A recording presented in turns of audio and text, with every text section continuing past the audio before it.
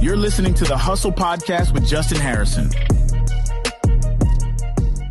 Okay, so my first question is, I'm 57. I've got no retirement funding. What happens when I get sidelined at 65 from the corporate environment? Because I can't rely on SASA. I'm not going to survive on that. So where to from here? So the first thing to understand is that whether you have money or not, you're going to get sidelined at 65 irrespective. Unless you go into politics, it seems to be the starting age in politics is about 65. But in all seriousness, you are a couple of years off from retiring. And if you don't have any funding together, you've really got to get your act together very quickly. Because here's the thing, your ability to earn decreases drastically with age. And so you are probably at the tipping point at this moment. I usually say to people, if by 50 you haven't got your stuff together when it comes to retirement, you're in deep trouble. The first thing to understand is that, Jeff, you are in deep trouble. The reality of the situation is you have obviously made some financial choices in your life that have led to this point. And, there are life circumstances that happen. You have things that happen where you may not work for a while. People have had COVID.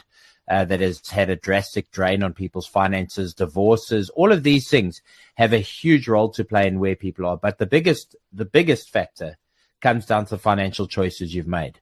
And it is first and foremost about taking accountability to that. You cannot change what has happened.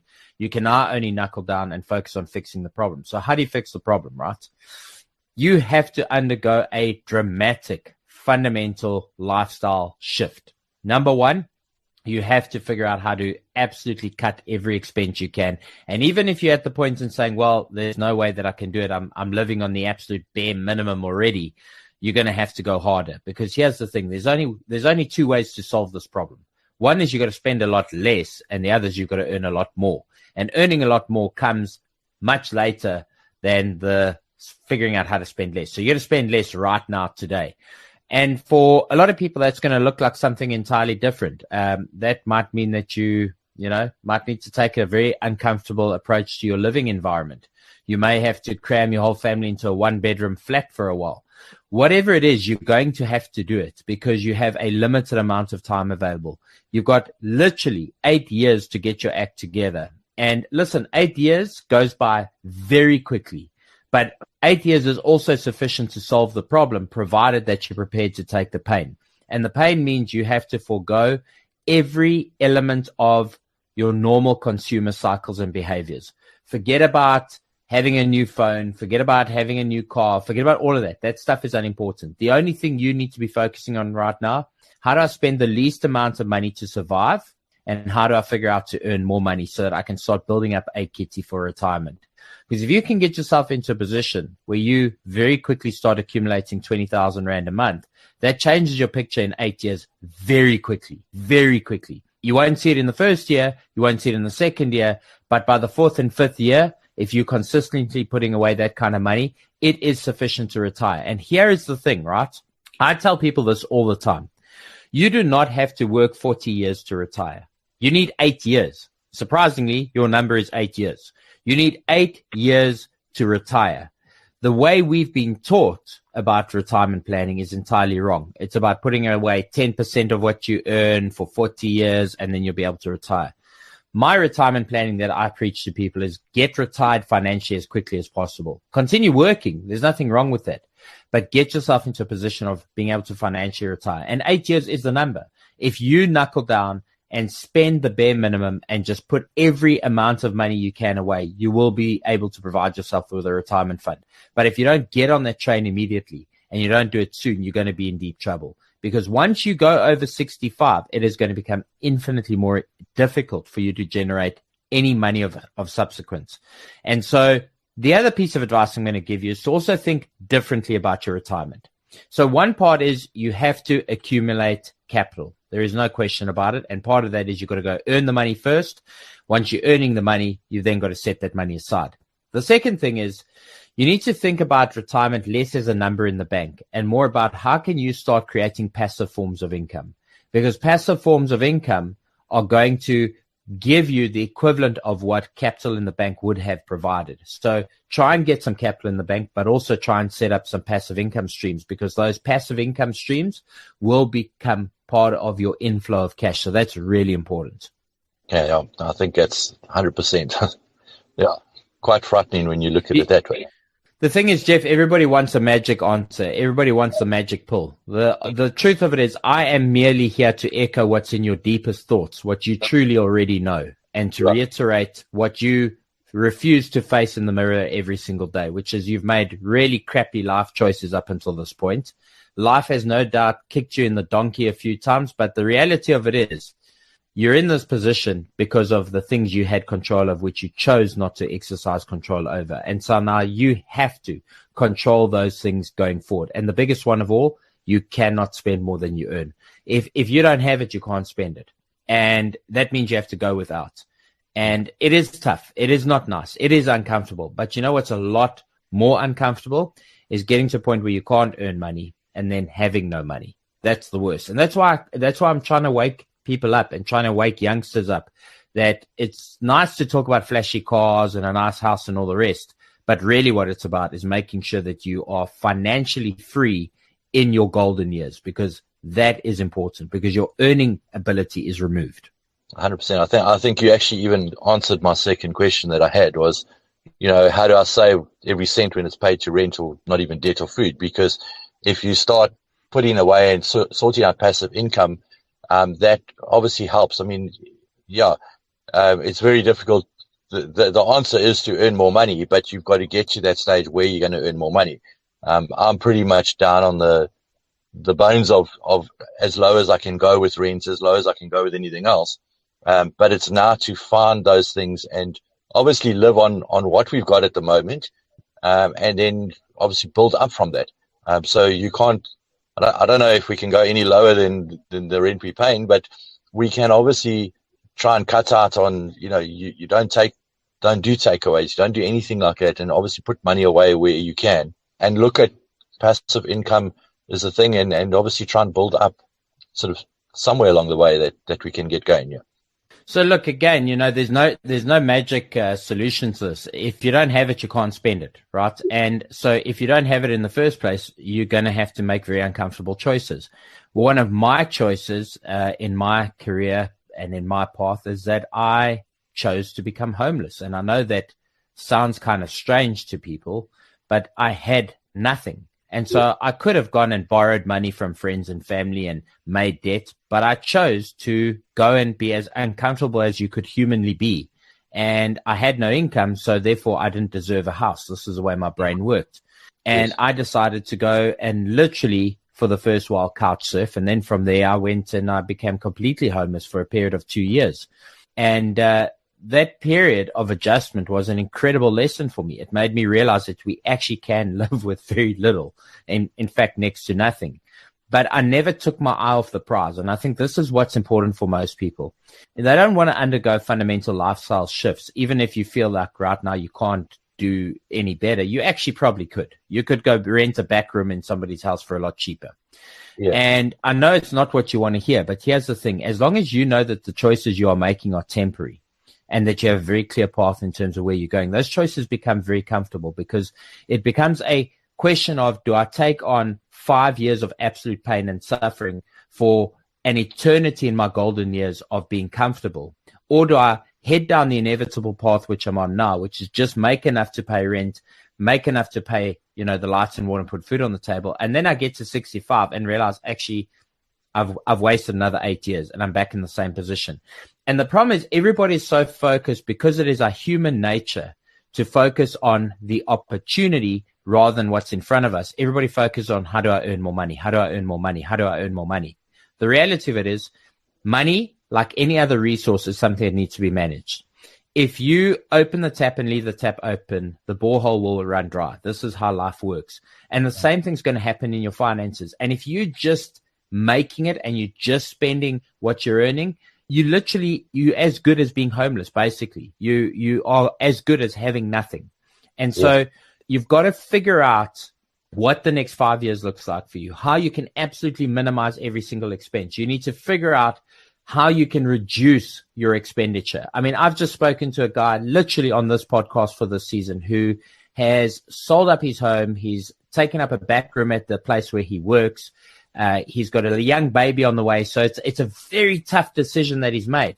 But he's now setting aside 60% of his income towards what he plans to do. And he's already started working on weekends to create extra income. He's working in the evenings. He doesn't go home and sit on the couch. He's actually figuring out how to earn the money. But the first step he made was to go and be uncomfortable by living with as little as possible.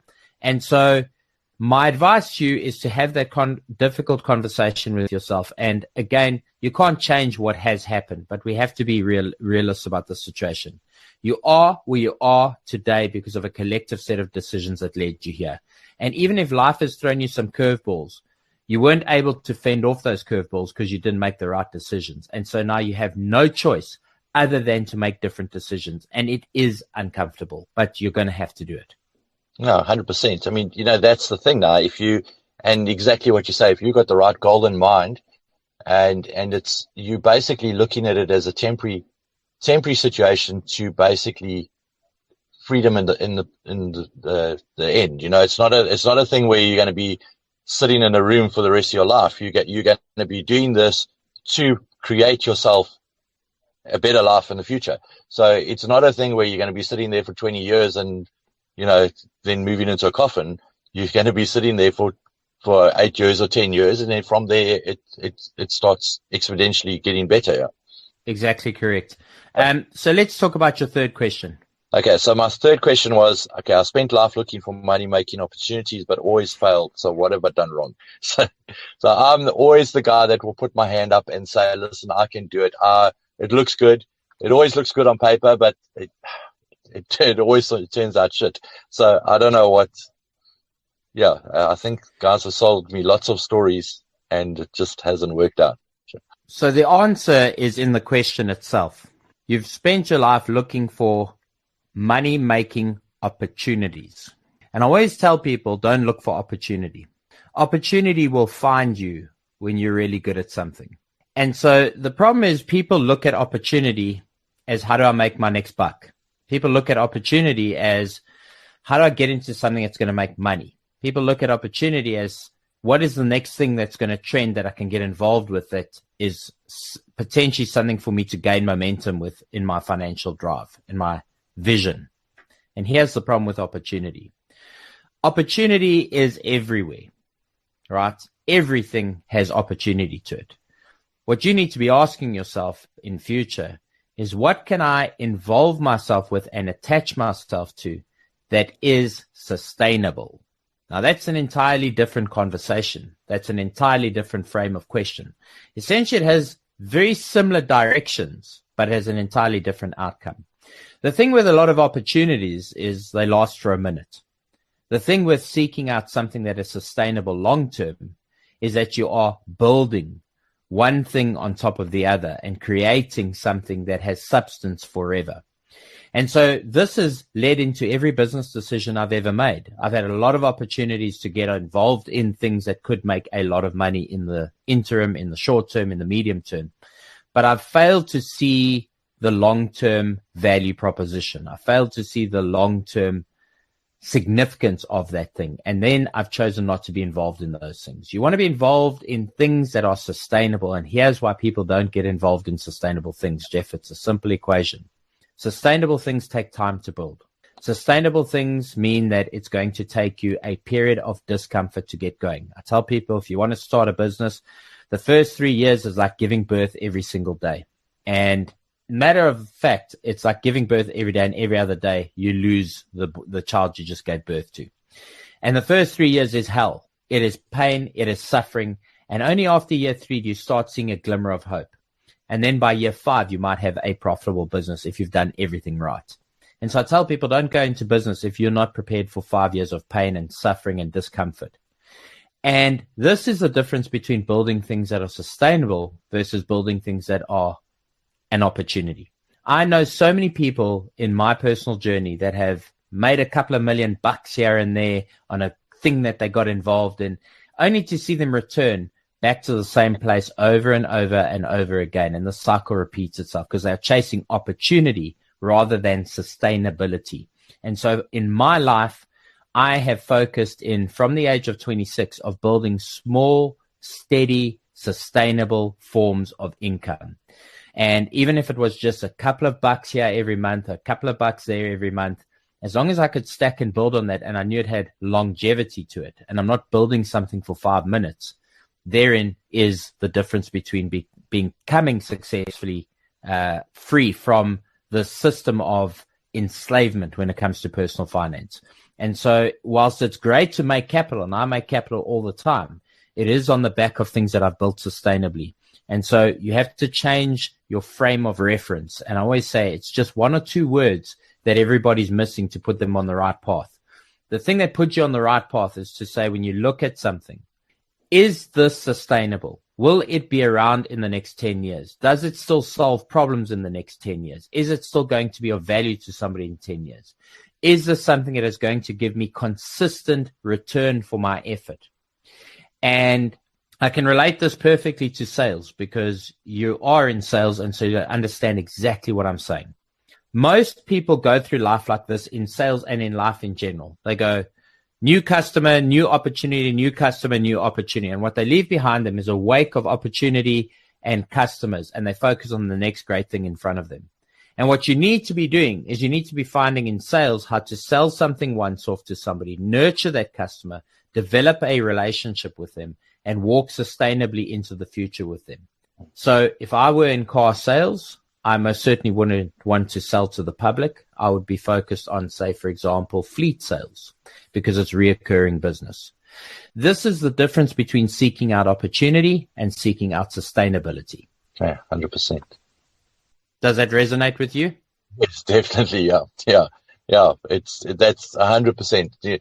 You know, when you start looking at that, and then you can see, like you say, it's just a word, but that word changes your whole way of thinking, because it's a thought pattern that you are imprinting in your brain. And once you start thinking differently, you start looking at things differently. So yeah, it's definitely does resonate. Yeah. If you found value from this episode of The Hustle, please be sure to leave us a rating on your favorite podcasting app, and also make sure you hit that follow or subscribe button to make sure that you never miss an episode of The Hustle podcast. This episode was brought to you by MoneyTribe21.com. If you enjoyed this episode, be sure to follow and subscribe on your favorite podcast platform.